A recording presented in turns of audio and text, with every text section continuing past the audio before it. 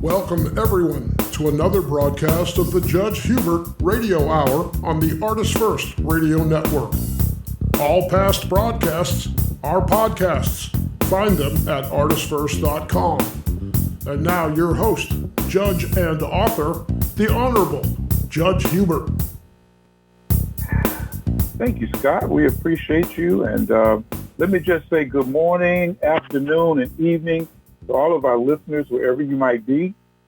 This is that show that we're going to talk about some things we hope will be able to bless you, to educate you, to help you so that you can move forward in your life.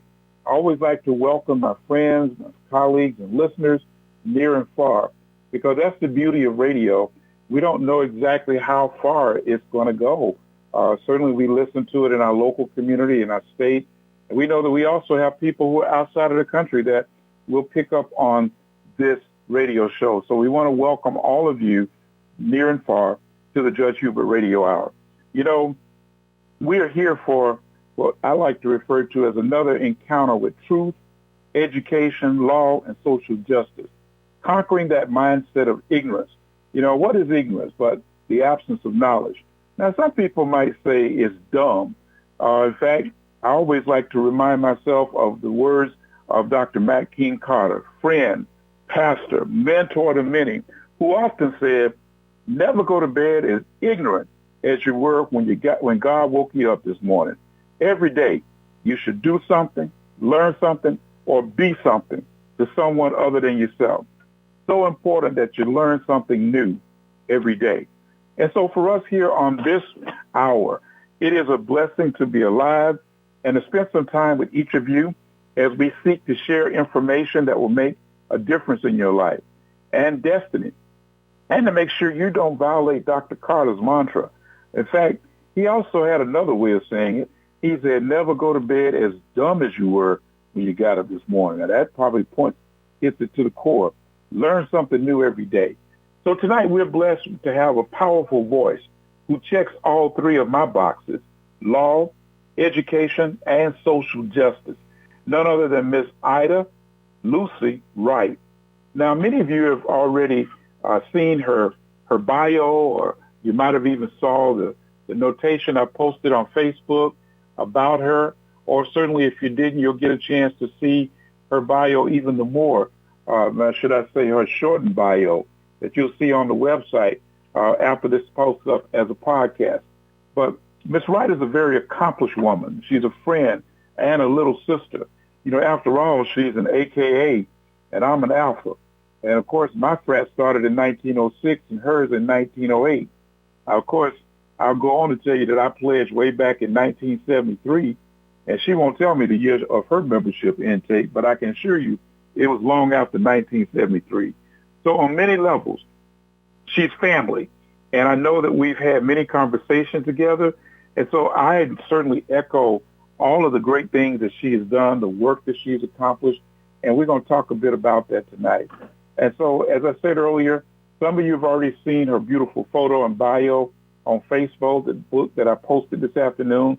And others will see it on the website later. But I just want you to make sure that you tap into, tell a friend, call up some of your friends and let them know that the Judge Hubert Radio Hour is alive and well.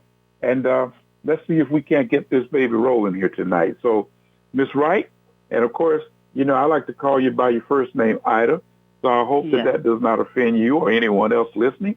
So let's go back to your beginning and tell our listeners all about yourself and how you got to be who you are today. Well, Judge, I'll do that under 30 seconds. Born in the city of Daytona Beach, a native of Florida, and a little bit. My mom attended Bethune-Cookman, born and raised over in a little place called Williston, Florida. My father was born in Lake City. And from there, my mom attended Bethune-Cookman, where she was an education major, met my father, and here we are. He's 92, she is deceased, but years later, most of us still live here in the city of Daytona. I did live away for a few years, but Daytona is home. And I understand you have some Rattler influence in your life too. Is that right? I do. when I decided to attend college, I attended Florida A&M for 2 years, and life became life, and I moved back home, but I finished at UCF and earned my master's from Stetson University. Okay. And, of course, as we talked about earning your master's from Stetson, that sort of set the stage for you to do a number of other things with your life. And, of course, looking back at the input and impact that you had upon a rival of Florida A&M, none other than Bethune-Cookman, a school that you had grown up within striking distance of as you journeyed on your early days. What are some of the things that you were able to do when you were at Bethune-Cookman? So Bethune, I bled maroon and gold. Again, living in Daytona, my mother, my aunt, my cousins who all attended Bethune. Bethune was home, second nature. And so, I just wanted to get away from home. And as the Lord would have it, brought me right back home where I worked for Bethune for 26 years. So I started my journey working in college education with Dr. Emma White Rimbert. And a year later, I joined Dr. Aubrey Long, opened the College of Business, where I was assistant to Dr. Long, who was the dean at that time. And from there, just moved in various roles from accreditation to looking at student retention and working with freshman college. And then in 2014, when Dr. Long was appointed the vice president at the institution, 69 days later, they appointed me as interim dean of the College of Business. And in 2015, I was appointed the dean until my departure in 2021. And, of course, you did some very marvelous things there as dean of the School of Business. Talk about that for a moment. So under Dr. Long, he appointed me as champion for the College of Business receiving their accreditation through ACBSP. And once he departed, I just made sure we followed through with that vision. So we were accredited in 2016 through ACBSP. We also received approval from SAC COC to launch our MBA program as well as our undergraduate program in entrepreneurship, hence which changed the name from the College of Business to the College of Business and Entrepreneurship. Right. Fantastic. And, of course, along the way, you didn't have enough to do on your plate doing all those things. You journeyed into the area of politics. Yes, and that was really unique. Attending primary school, middle school, or junior high at that time, then high school, for me, I felt that I had a great education here in Volusia County. And my son, who I always tell people who's very smart, actually smarter than his father and I, just started struggling in math in school. And so, again, just from the role I had at Bethune-Cookman at the time, dealing with accreditation and understanding curriculum mapping and IRMA, I had an opportunity to kind of look at what was going on. So I met with his teacher, had a great conversation. And so she went to explain to me, what it was that potentially was happening with my son and some of his classmates. So I waited for her to finish. I always try to be polite. And then I just told her, based on my professional experience, I could tell you where the problem lies. And so she said, what do you mean? I said, I'm just looking at your curriculum map. And based on what you are teaching, you assume that this was introduced to your students. And I can look to tell you it was not introduced in 5th grade. And now he's in 6th grade, so they're taking pre-algebra. And the expectation is that some of the concepts would have been introduced. So when she and I started looking at the curriculum map and she understood, okay, she knows what she's talking about, I reached out to then the vice, I would say he was over curriculum, and he just happened to be on the radio show. So I called the radio show and said, listen, there's a problem with your math curriculum. This is where the problem lies. I would love to talk to you. He invited me in. And when I hung up the phone, I said to my husband, I'm running for school board. All right. And, of course, not just run, but you ran and were successful. Yes. And that was, talk about that journey. that was a very interesting journey, very rewarding in many ways and shocking. But I decided to run and really didn't know what I was getting myself into, honestly. And I had a very wise person to tell me, go talk to the person that you're running against. And me being me, I said, well, I'm going to talk to him. I'm going to run because I just see the issues. And I would, my platform surrounded me being the only person who would, if I was elected, had a child in the system and really did understand education. At that time, most of the colleagues had sat on the board for years, and none of them had children in the system. So it was really kind of hard for them to relate what some of my issues were. And went out, ran, and as you know, my first race against Dr. Williams, who was a great opponent. Nothing like what we see today because we just had love for one another, honestly. Even though we didn't know one another, we did respect each other's perspective and what we stood for. And I did lose to Dr. Williams in a very close race. It was like 49-51. And then he passed maybe 6 weeks after the election, which then forced me to run again. And at that time, I was successful for my next two elections and served as the chair for the school board several times and actually was the vice president for the state of Florida's School Board Association for 2 years. So I learned a lot, growed a lot, really got into the politics of education and why it is so political. But unfortunately, it is, and it can. You got to understand how to fight. I always tell people you got to learn how to fight. When it's time to fight, when it's time to just walk away, and other times when you just need to raise pure hell. Now, there are some of it in our listening audience, those that are young, let's assume those who are 40 and younger, who might even have maybe even 30 or 20 and younger, these different generations.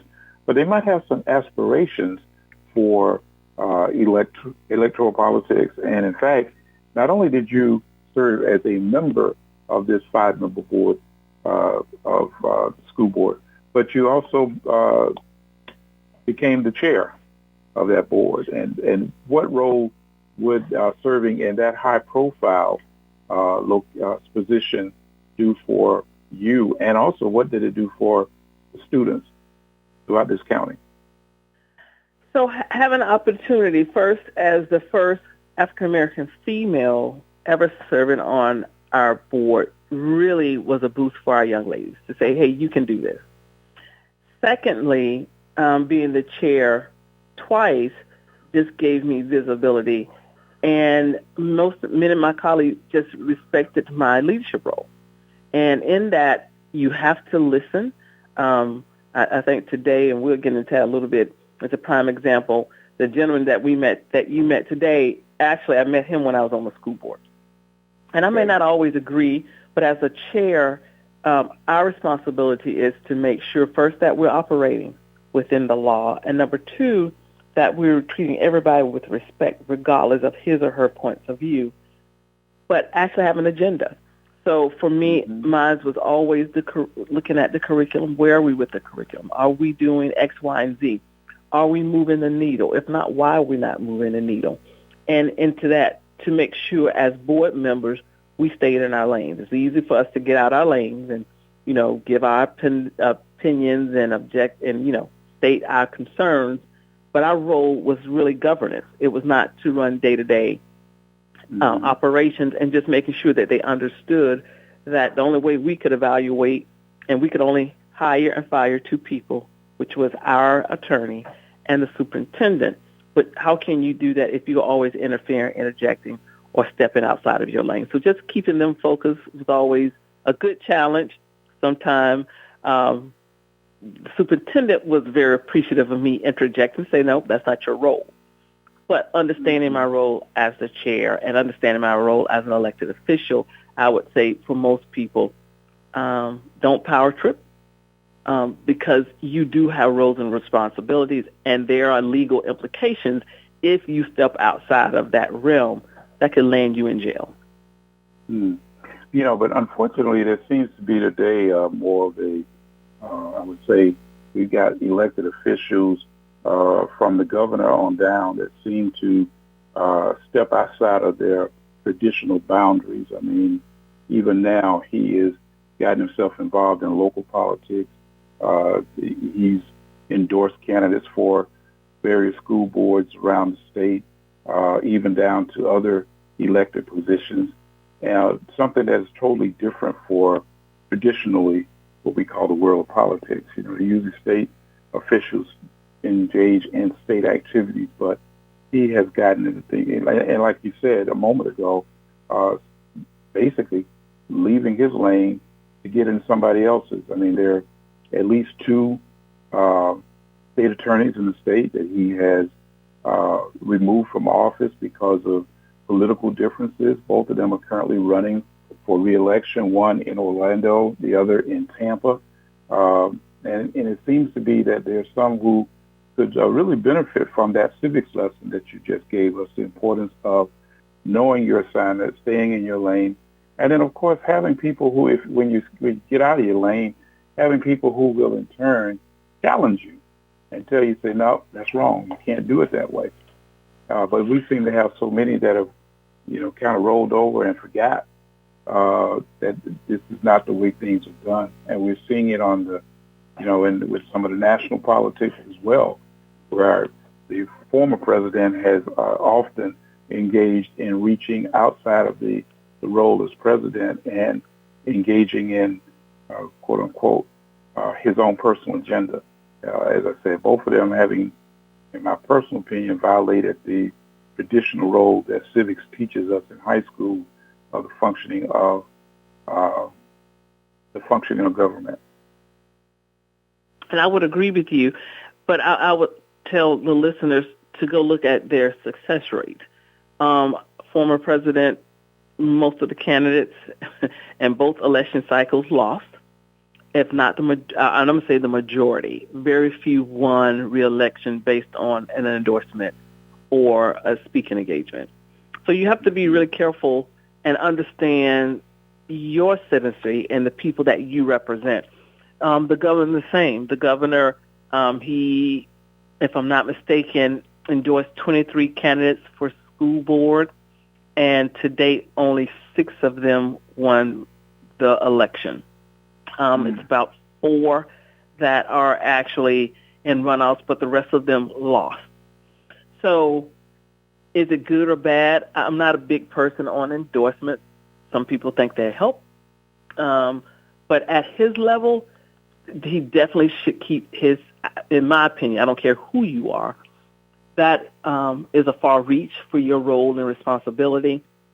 And when you do that, we had a school board, he actually removed a school board member in Alachua, or the Gainesville area. And she ran the next year and won re-election. And, then she kind of began to, I'm trying to say this nicely. Diplomatically. Diplomatic.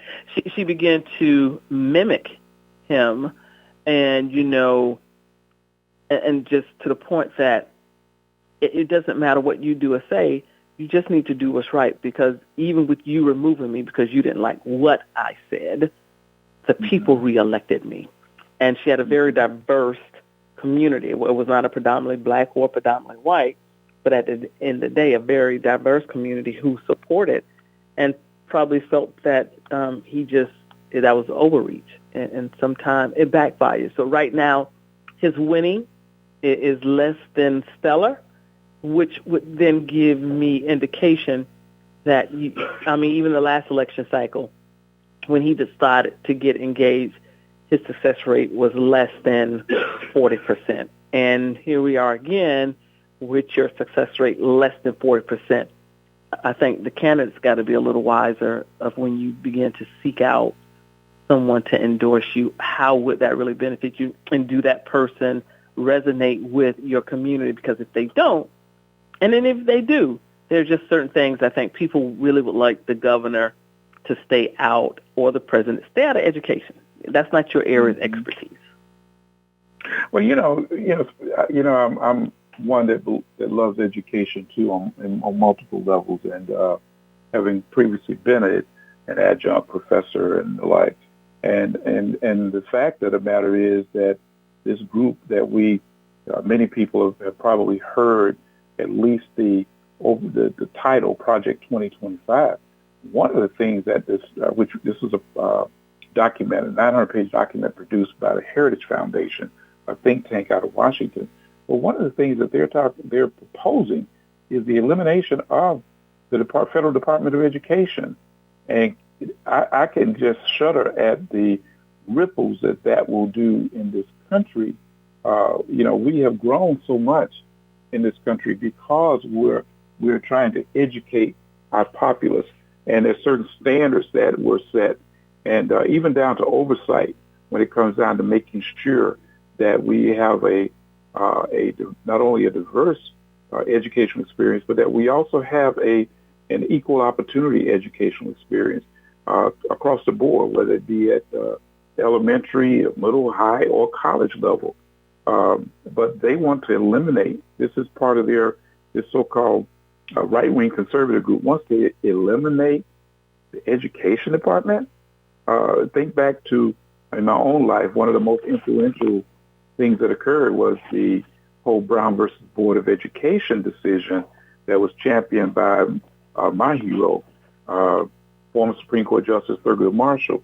And if they were saying that this group, this entity, was the federal government's way of trying to make sure things were done, I would say, decent and in order.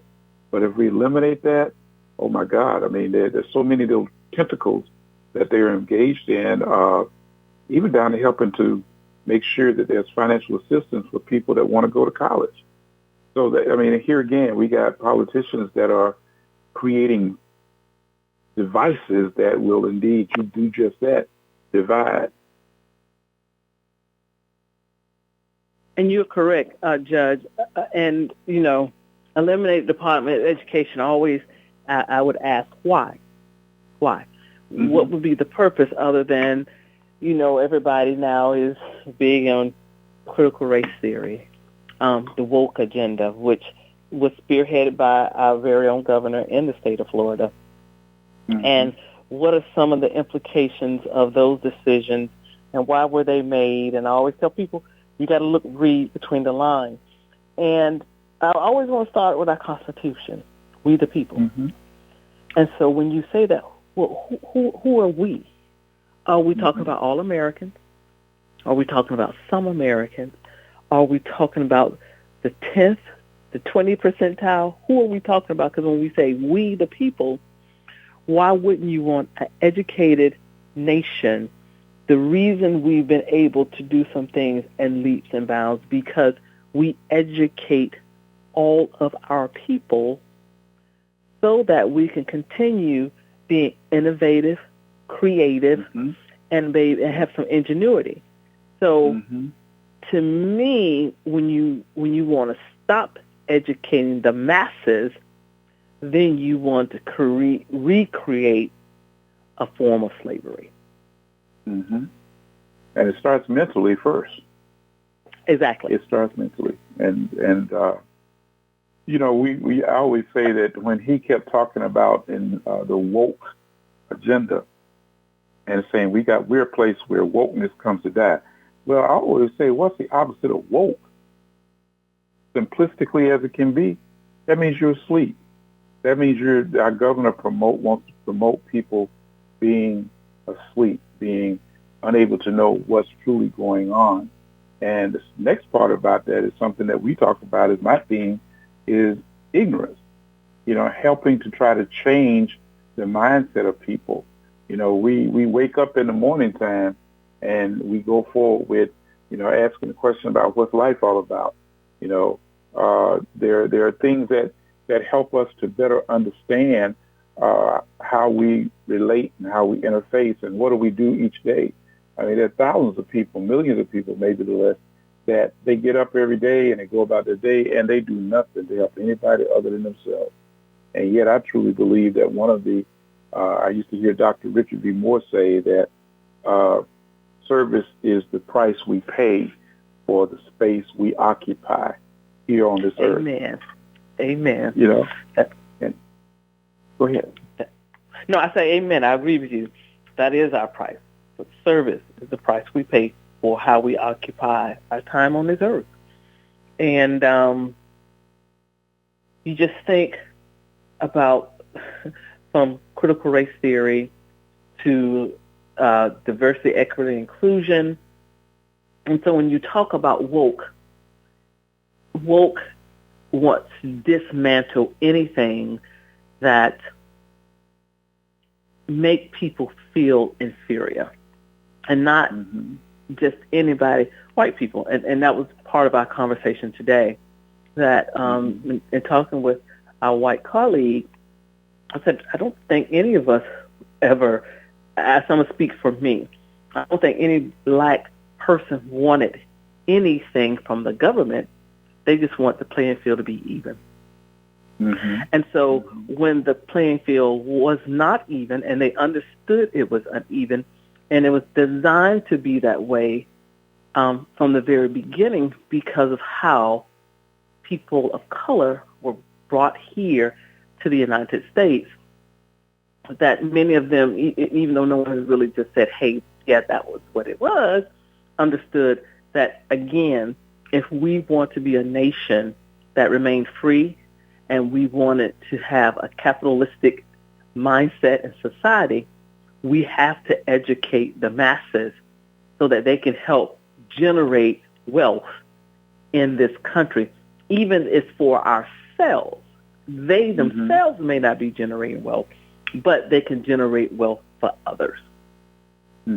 So that is where I don't know if they feel that people have generate too much wealth, but at the end of the day, disarming the Department of Education, the question then will become, then is it up to the states to educate their people?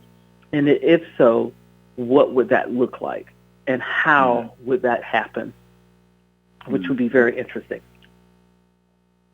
And, you know, and that is just one of, oh, my God, several hundreds of things that would turn around if this Project 2025 becomes a reality. As I was looking at an earlier document, and this information is available, folks. Google the name, Project 2025. You can go to Wikipedia, which is a very unbiased information source. And it will tell you a lot of the information that talks about, which it says that they got 4 goals. They want to restore the family as a centerpiece of American life. Well, again, what is their perception of family? They want to dismantle what they call the administrative state, which means they want to get rid of a lot of government agencies, rules, and regulations that have helped to protect us, that have helped to grow us.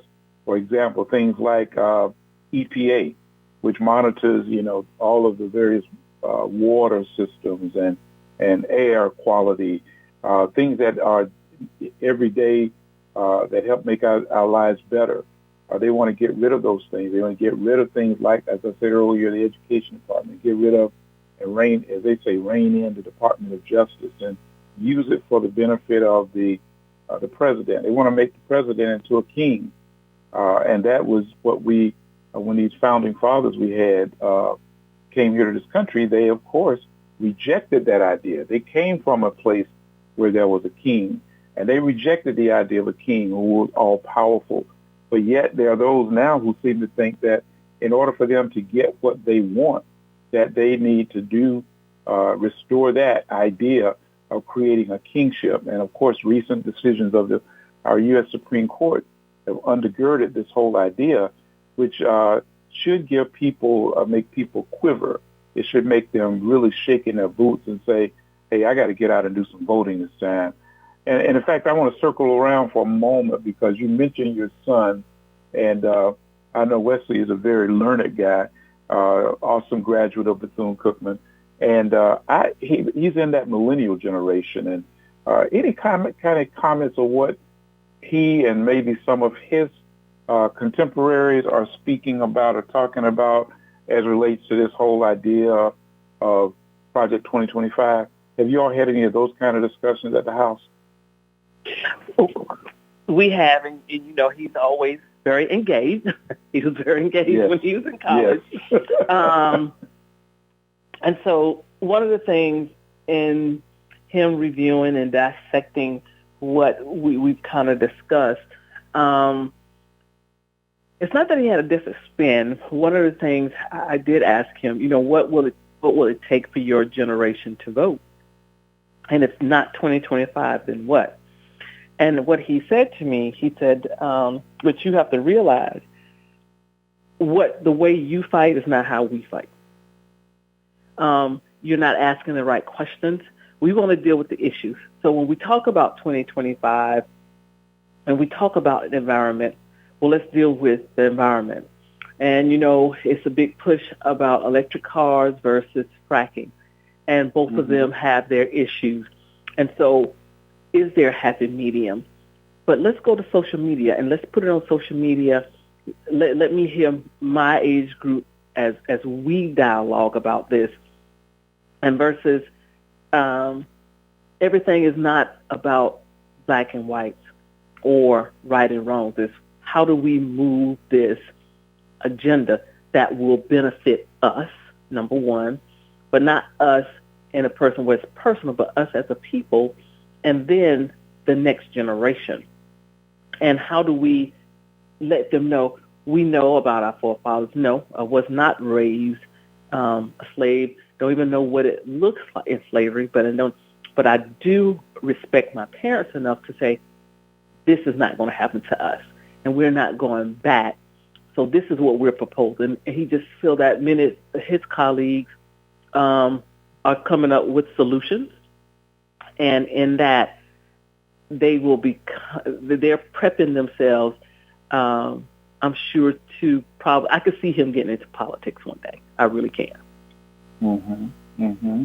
I can. Well, he was very politically active while in college. Because when I served as president, he was I believe the Chief Justice of the Student Supreme Court.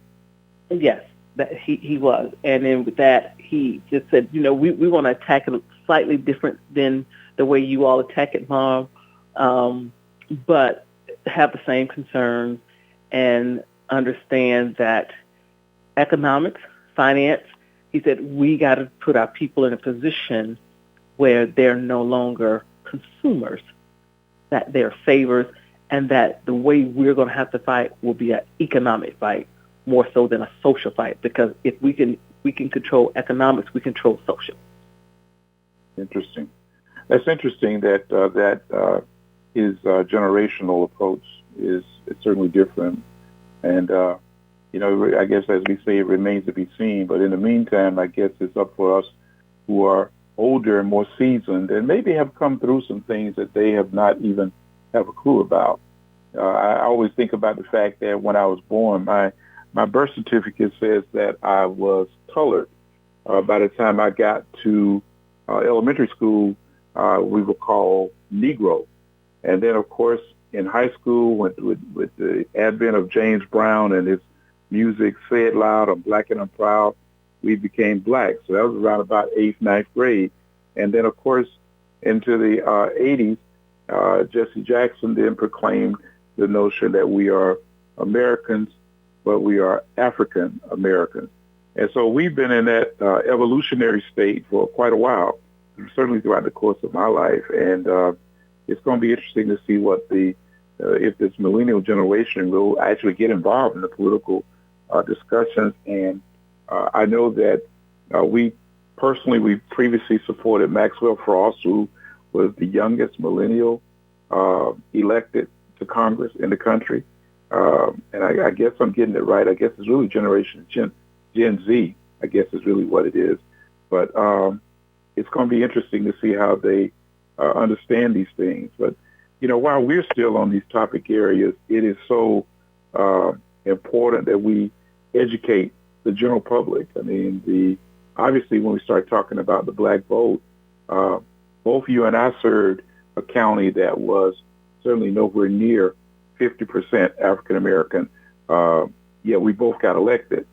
Mine way back in 1988, yourself in 2013, and so it means that we not only were there, we weren't there to just serve black people.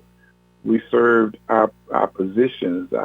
We took an oath in order to carry out the duties and responsibilities. And I think that sometimes we have to continue to teach that to the younger ones, because I don't know that they fully get the importance of their political participation.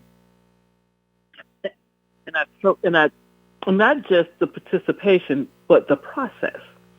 Mm-hmm. And one of the things that I had a chance to speak one day, we were walking with some people. They said, "Well, I don't vote," and I said, "Why?" Because my vote does not change anything. She said, for instance, we can come before your board and say these are the issues, but nothing changes. And I said, well, that's not quite true. I said, it will not change overnight. Unfortunately, we have power to do certain things. But I said, prime example, when the issue came up about school uniforms, we had to first debate within ourselves. Then we had to advertise. After the advertisement period, parents came in and had to bring it back to us. We had to rewrite some areas, re-advertise. I said something simple that you would think we could pass tomorrow or during a meeting actually took us 4 months because we have processes that we have to follow. Mm-hmm. So I said, government can be slow. I agree. I said, but most things never happen overnight unless they are the final, they have the final say. Unfortunately, we don't have the final say. Really, citizens have the final say. They just never exercise their right to make sure that certain things are done in a manner that is beneficial to everyone. They allow one or two people to come speak on their behalf, and then when things are finalized, it's not to your liking because you did not speak up and speak out. So I think we got to educate them on the process and make sure that they get engaged in the process. Amen. Amen to that. It is, and the ideas that we bring forth are so important. I mean, let's talk a little more about this whole, as I like to say, Florida has become, in many ways, sort of like a battleground for a political battleground on so many fronts. In particular, things such as our governors choosing to despise critical race theory and DEI. And I would dare say that being a law student from the 70s, we took a workshop class, no less, on critical race theory. And it was something that was in a law school, and literally wasn't even a required course in law school. It was kind of like a spin-off of constitutional law, and mainly more so to talk about the issues of the day, things such as, what was how civil rights were evolving, and maybe that was during that generation. But we talked about these things, and yet the governor sought to try to use that as I don't even know what you call it. It was they used it to really try to beat people over the head and say that we're not going to let this CRT come into Florida.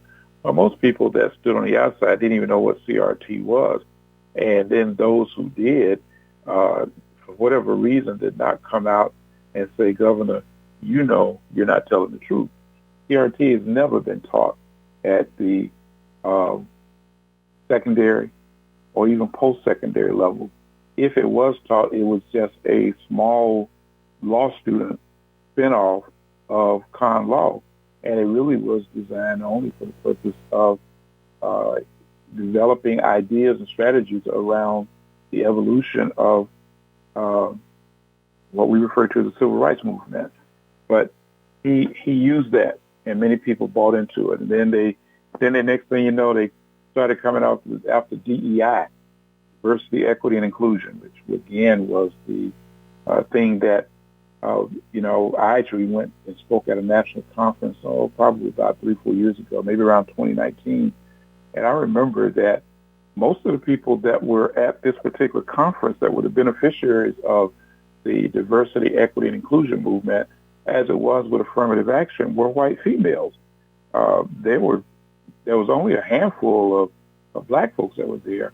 And what I thought was very interesting was that they nevertheless tried to label that as being something that was black, and it was putting unqualified black people into positions that they occupied. But they could never point out any black person that was in a quote-unquote position to that they were not qualified, although they said it, and it became sort of a cause to live for many.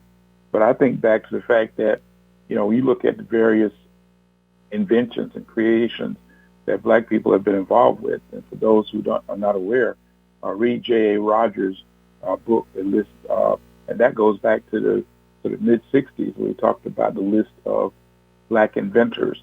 And, of course, even now, just even a few nights ago, something that really caught my attention, and I'm talking more than I should be letting you do the talking, but one thing that really caught my attention about education was 60 Minutes did a story about these two young 17-year-old African-American females out of New Orleans, and how they had just broken the Pythagorean theorem, something that had, for 2,000 years, no other scientists had been able to simplify it or understand it or even, take it to the next level. And these two young high school females were able to do so. In fact, they've been celebrated. They've been invited to conferences to present their research. And I thought about it. This is just another example of when we set high expectations for our young people, they will step up. And there's nothing that we can't do, provided we get the opportunity. And you said the golden word, the opportunity. Mm-hmm. And so when you look at critical race theory and when you look at diversity, equity, and inclusion, what we in the state of Florida have did was taken that terminology and weaponized it to cause fear. And when I always say when people feel that they are losing ground in something, they found something else to conjure up more fear. So as you stated, critical race theory, or CRT, was a graduate level framework that was used to just examine systematic racism. And just to talk about it, how it impacted the law. It was never taught. When I heard about it, and that was towards the end of my term on the board, I said, we don't teach critical race theory in school. And so they tried to reference certain books, and I was able to defend to say, no, that's not critical race theory, that is history. So you may not like African-American history, but that is not critical race theory. And so, you have to, again, educate what is critical race theory, which then allowed us to come up with this woke agenda. And like you said earlier, I said, well, what is woke? What are we woke? What have we been awakened from? What is the issue? And why is it that people are always put in categories of being liberal? That has nothing to do with education. Education is liberating on its own, in and of itself. And that is why people don't want you to be educated, because then you're liberated. Because that's why people always say, if you want to hide something, put it in a book. If we can encourage our children to read and to become learned, as my grandmother would say, now you understand not just between right and wrong, but good and bad. And what is wise and what is not. And how do you prepare yourself for the next phase of your life when you're well-equipped and you're well-read or you're well-learned, that you make some good decisions. And so I'm always amazed to hear the woke agenda and hear DEI. President Trump asks, what is DEI? And I would, that he was asking, what is DEI? And she kind of put it back, no, what do you think DEI is? And often people always allude to race. And I said, DEI is so much more than race. I said, one of the major issues I've seen probably in the last 10 years that really impacts DEI is age discrimination. I said, I didn't say black. I didn't say white. I didn't say age. I said age. I said the major form of discrimination or for diversity, equity, and inclusion is wages. How can I take a woman, regardless of her race, and a man, regardless of his race, and put them in the same position, and he automatically makes 20% more than the female? How can I say we live in a global society, and yet we, as Americans, again, never talking about race, but as we travel abroad, want everybody, a personal experience, want everybody to speak English? Mm-hmm. So when we talk about diversity, equity, and inclusion, in order for us to move forward as a country, we have to respect all of our ideas, all of our norms of what have we learned along the way and what can we do to solve a problem. The purpose of diversity, equity, and inclusion, we should be solving problems. Mm-hmm. We should be creating problems, and that's what they've used DEI to create a problem. When the purpose of to take the best minds from all over, and I'm just going to say in the United States, to make sure that we, again, remain the powerhouse that we want to be, and to make sure that we are doing things that are creative, interesting, unique, that keeps America at the forefront. And sometimes I think we miss that part of my conversation. Well, if we're Americans, why do we have DEI? I said, because all Americans are not created equal. I said, that in any society, I don't care. I was watching the Planet of the Apes the other day, and what was so telling about that, and just to transcend to where we are now, there are always a group of people who want to be on top. And they always want to make others become servants versus appreciating what they bring to a table to keep you. A great leader always surrounds his or herself with great people. So as she or he rises, all tide rise together.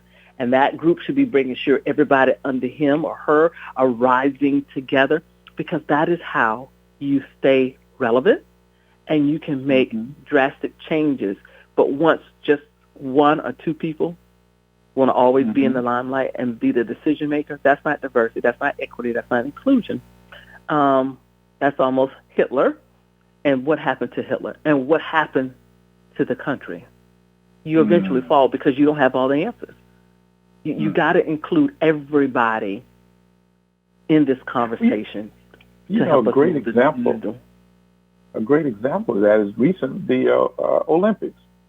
When you look at the diversity of the athletes that were here, that were participants, they were not only were they white, they were black, they were Asian, there were Native Americans.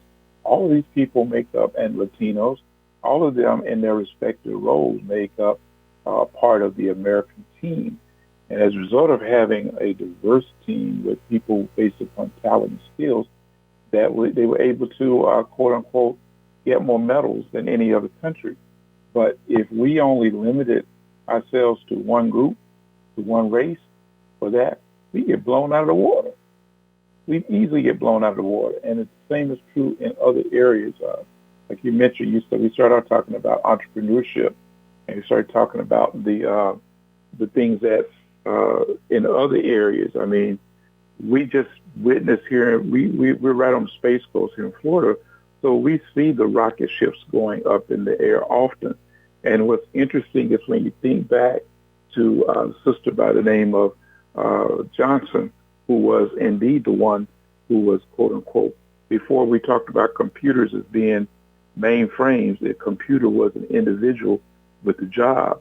And it was Miss Johnson that calculated successfully the not only the route, but calculated all the numbers necessary to get Apollo to the moon and to return back home, the astronauts return back home safe and sound.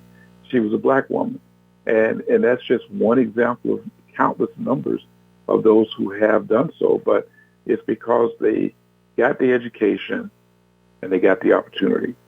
And there's one of the things that I am deeply concerned about, that this Project 2025 is designed to create a whole different type of country that we won't recognize in 20 years if we sit back home and don't participate, don't vote, because we think our votes don't make a difference. If I can say that if there had been 5 more people to vote in the various precincts around the state of Florida, DeSantis would not have become governor back in 2018. It would have it would have been instead Andrew Gillum. Mm-hmm. And maybe we wouldn't be seeing some of the things that we're seeing happen today. The same is true on the national level. If people will just, get their heads out of the sand and decide, I want to educate myself about ourselves, and let's make sure that we go out, and not only that, but that everybody in my family. I encourage people to say that, look, if you feed them and they live in your household and they're above 18, then there shouldn't be no question about that. They should be voting. Even if they're outside of your household, but you feed them and they're above 18, they ought to be required.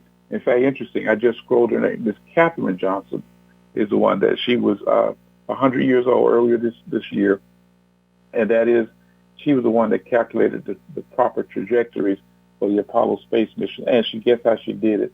Not with a quote-unquote machine, but she did it by hand, because she had been allowed the opportunity to learn and given an opportunity to work.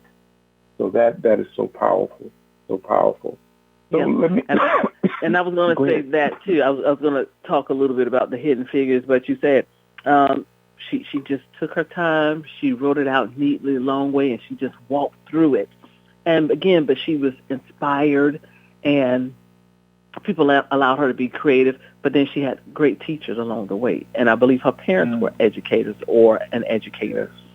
And so all of that, again, that's why education. If I take away education, and I have an illiterate group of people, then I can control them. Yeah.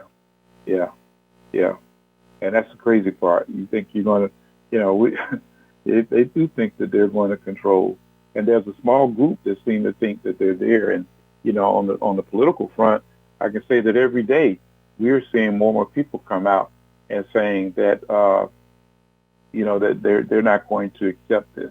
They're not going to accept the diminution of women.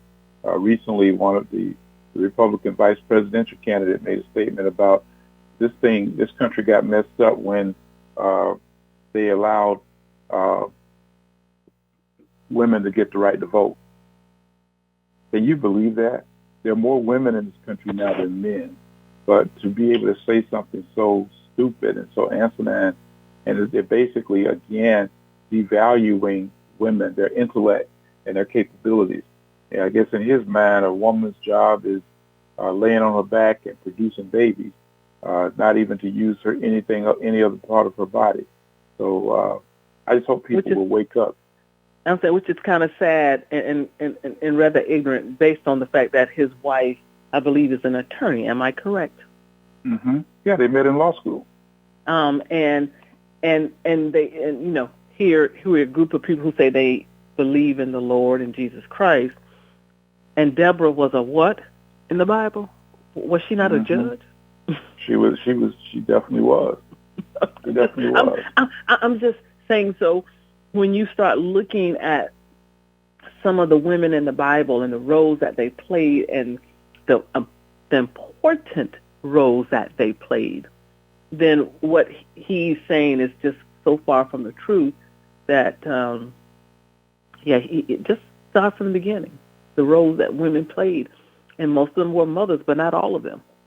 Not all children. I mean, the greatest person that came up out of Abraham, which ended up coming to Jesus Christ, Sarah only had one child. Never thought so I guess she would be the cat. Am I correct? Oh, wow. There's no way. Cat lady or something? She'd have been the cat lady because she didn't, to the point she kind of chuckled that I'm going to have satisfaction at my age of 89. He's 100. That was even old for them at that time, even though they lived to 130 or 40, but still was old. So, I'm always amazed when, people want to minimize how God used women. He's always used women in powerful ways, and will continue to do that.